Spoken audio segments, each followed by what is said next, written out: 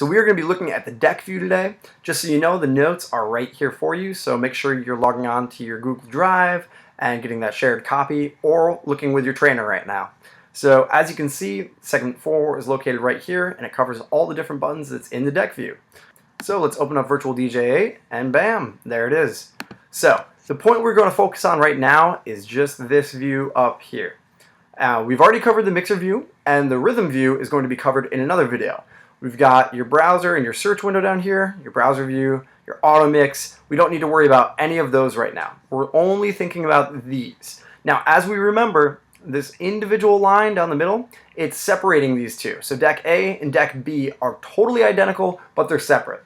We're just going to talk about deck B for the sake of simplicity, all the buttons that are located on it, and how to use them. So, as you can see, this is the main section that takes up most of the spot. This is known as your virtual jog wheel. Basically what the virtual jog wheel is it's exactly like the jog wheels on a DJ controller.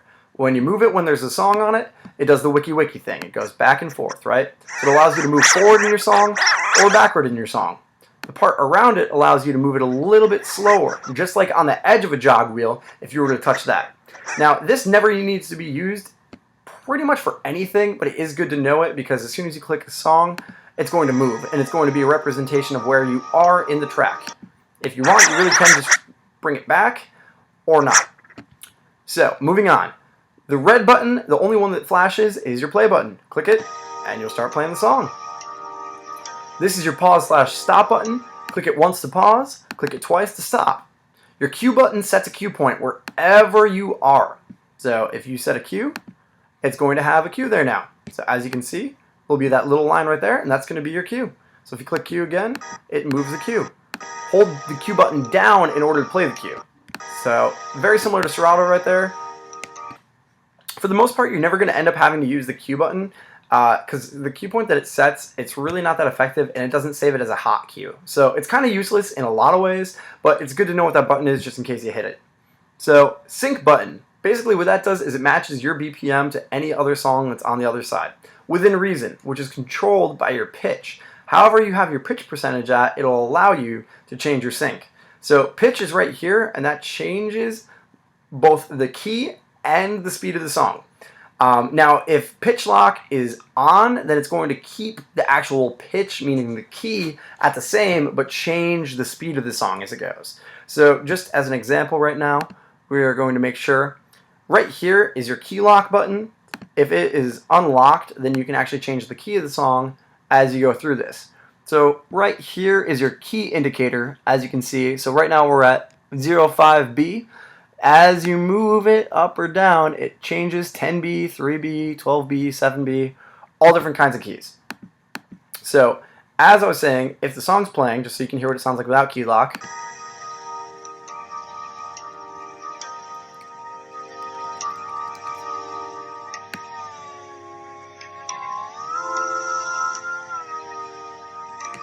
where if you change, try your best, but you don't succeed.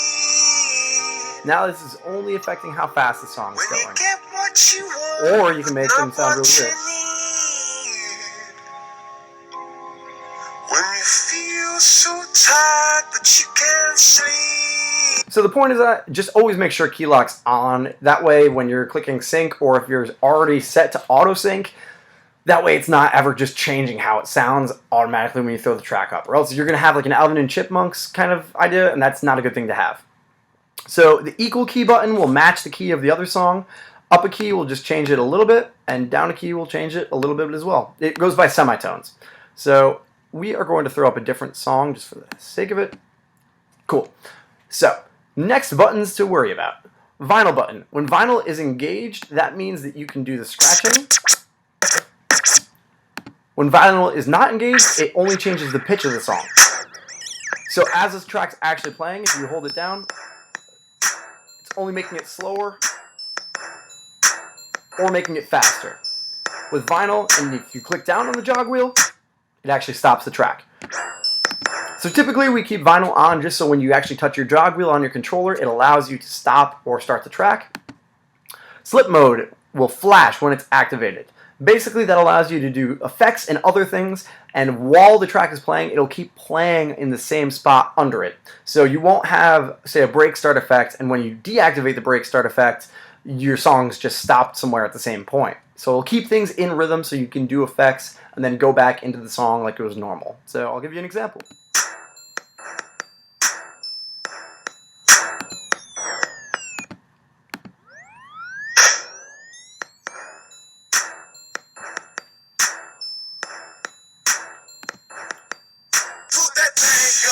So with slip mode on, you're able to affect your track, but the track will keep moving under it, so your effects aren't totally stopping it.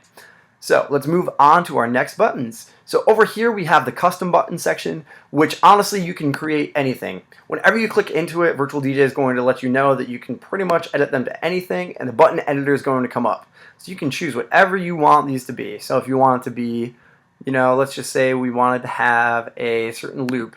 You can pick exactly what kind of loop. Loop. You know what I meant.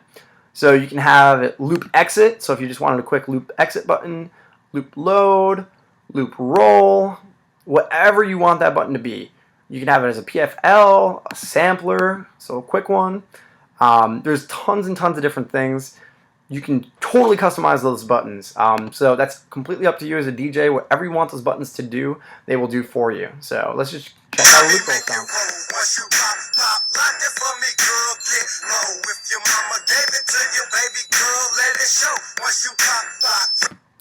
So you also are able to have a custom knob. So the custom knob can be set to whatever you want it to be as well. So you can have it as your pitch.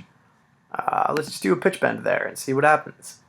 Cool. So let's add that and should be good to go.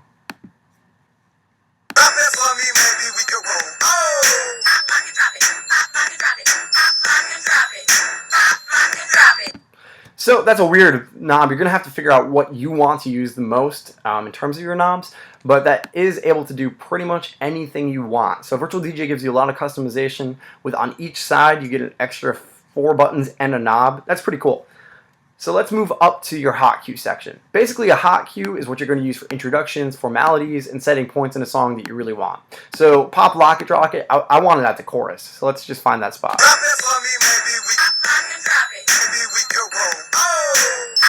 Alright, so starting right about here, right? So what I would do is click Q1, and the first time I hit hot Q1, it's going to save that spot. So now anytime I click that button, it's going to play exactly at that spot in the song. So even if I move it over like here,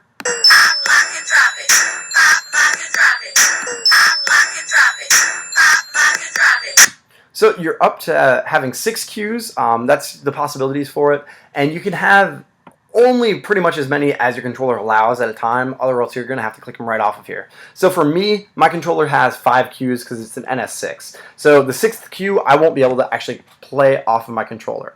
You don't typically need more than 5 cues though. So the way to delete a cue is you can just go over it and it'll turn yellow, and then you can click this, and there's tons and tons of edits, but you're just going to want to hit the trash button and close it. So it will be gone. Perfect. Moving on to effects. So there's lots of different effects that you can actually use. Here's just a list of them, and you can actually download more from Virtual DJ. So just to let you know, some of these, when you actually load them on, it'll automatically do it. So let's for instance, if I always go, I click that. So you can quickly just pick whatever effect you want, and it'll already automatically.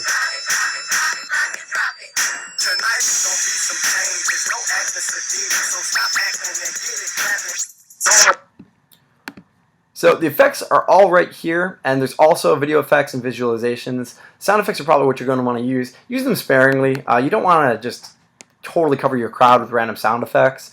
They're nice as accents and occasionally transitioning out of songs, but remember, every transition is a tool. If you use the same tool too much, you'll probably look like a tool. So don't do it. So that's just a quick overview of the effects. My recommendation is to click through each one of them, see what they sound like, and figure out the ones that are going to work well for you. Now remember, if you're doing a wedding or something, again, keep it very minimal on the amount of effects you're doing, just so you're not annoying your guests and so you're not doing too crazy transitions. It frankly won't end up sounding good. You might think you're doing a really cool thing, but everyone knows that DJs have effects and everyone knows that you don't really need them. So let's just move down to the loop section. So the loop section works like this. There's any loop from 32 beats all the way down to a single sine note, which is really, really, really annoying. So let me just show you exactly what I mean. So as soon as you click into the loop, you'll see it highlighted in red or in blue depending on if you're on deck A or deck B, and it will loop that segment of the song. So you can also see it right here, it's going to be white, right? So if you click the song, that entire white section is what's going to be looped. So once you get to the end of it,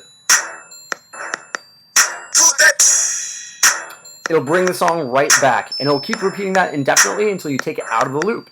So the ways to deactivate the loop, you can either click here, or you can also click out. In is a button for doing manual loops, so if I wanted to create one myself and count it out, like...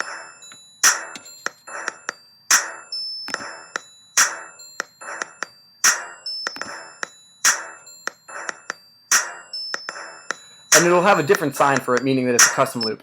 Now, the one thing I will say about that, though, although in is an okay feature and it is more in control, it's like the stick shift opposed to the automatic transmission, it's going to make things less smooth. These are quantized, meaning that even if you didn't get it exactly on the beat, it's going to sound like it's on the beat. So the quantized loops are always better, and you can just click the out button. So my recommendation is always use quantized loops, especially if you're beat matching. If you do an in and then you click the out at the wrong time and your beat isn't exactly 8 beats, and this one is, you're not going to beat match well. So just remember, click into the loop and use the automatic ones, especially if you're DJing. So clicking these buttons will transition between the loops, and you can actually have it turned on and lower the loop as you're in it.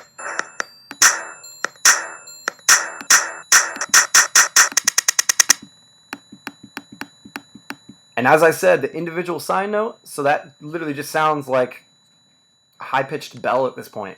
And then just unclick it, stop using the loop. Now, all the hot cues, the effects, and the loops also have more customizable options, such as the rolling, the back, the auto, saving, looping, recording, having the 3 effects. That's exactly like Serato right there. And the hot cues, just picking the cues, showing exactly what the time is and everything. But you really don't need to get into all of that. So if you ever click those buttons, you can just click out, especially for the basics. I might do an individual video for each one of those things just to really get in depth, but those are the basics of them, so don't worry about them too much. So that's pretty much all the buttons, other than just a couple over here. So like I said, if we are on the pitch thing, and let's just say it was at 80, but the song was originally at 71, clicking this button right here while the song's playing will reset the pitch. So if the song sounds too fast, all you have to do is click this, and it'll slowly fade it so you don't have to deal with that anymore.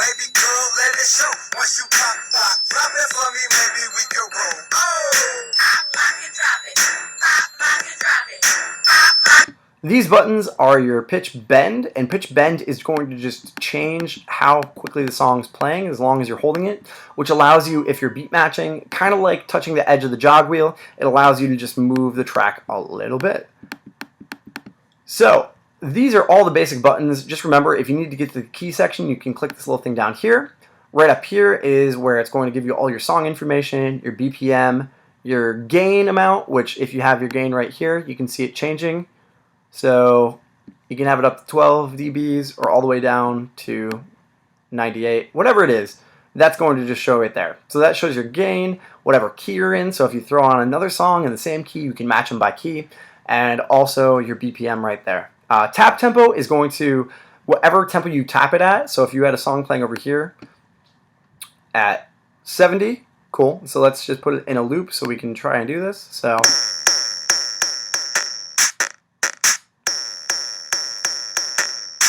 hypothetically, if I was playing this song over here and I wanted to make sure it was at the same tempo, I would just start typing it.